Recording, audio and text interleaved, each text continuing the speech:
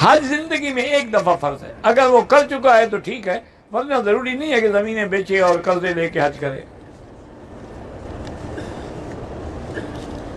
قربانی جسے ہم سنت ابراہیمی کہ سنت تو کہہ رہے اور کیا ہے، سنت ہے، سنت ابیکم ابراہیم حدیث میں ہے۔ زیر ناف بال جو ہیں وہ صفائی کرے حج سے جانے سے پہلے، لیکن جس نے قربانی کرنی ہے اس کے لیے بہتر ہوتا ہے کہ وہ نہ کرے۔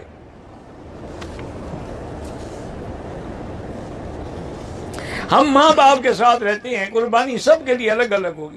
بعض علماء کہتے ہیں کہ ایک بکری سب کے لیے کافی ہے، لیکن راجح قول یہی ہے کہ الگ الگ ہے۔ حدیث شریف میں جو حکم ہے ان کے لیے جن لوگوں نے قربانی کرنی ہو ان کے لیے افضل یہ ہے کہ یہ 10 دن جو ہے وہ اپنی حجامت وغیرہ نہ کریں، ورنہ کریں تو جائز ہے، کوئی مسئلہ نہیں۔ میں کما کے والد کو دیتا ہوں، قربانی ایک نہیں جناب 2 ہوں گی، تمہاری الگ والد کی الگ، والدہ کی الگ، حتیٰ کہ علماء کہتے ہیں چھوٹا بچہ دودھ پینے والا ہے اس کی بھی کرو۔ کہتے نہیں کہ میں یہاں سعودی عرب میں ہوں، میرے غریب رشتہ دار ہیں، وہ یعنی کھانے پینے کی چیزوں کے بھی محتاج ہیں، تو اگر میں اپنی قربانی وہیں کروا دوں تاکہ وہ بھی گوشت، اچھی بات ہے، وہیں کراؤ اور ضرور وہیں کراؤ، بلکہ اپنے 2-4 دوستوں کو بھی آمادہ کرو۔ تو یہ تمہیں پتہ نہیں ہے کہ ہمارے ملک کے اندر پاکستان ہو یا ہندوستان ہو اتنا غربت ہے تم تصور نہیں کر سکتے۔ میں نے تو الحمدللہ اللہ کا شکر ہے دین کی خاطر چپا چپا دیکھا ہے، کوئی شہر ایسا نہیں الحمدللہ پاکستان ہو یا ہندوستان ہو جہاں میں نہیں گیا، الحمدللہ سبحان اللہ، اللہ کے دین کے لیے، ورنہ میری کوئی رشتہ داری تو نہیں تھی وہاں۔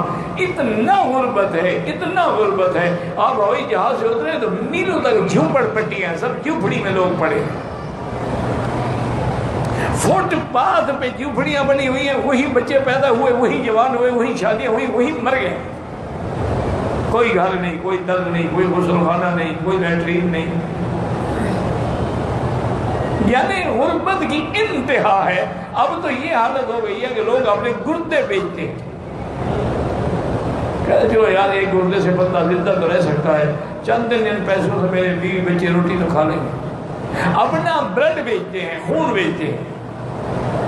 ان کی مدد ضرور کرو اور قربانی وہی کرو جہاں ضرورت ہے۔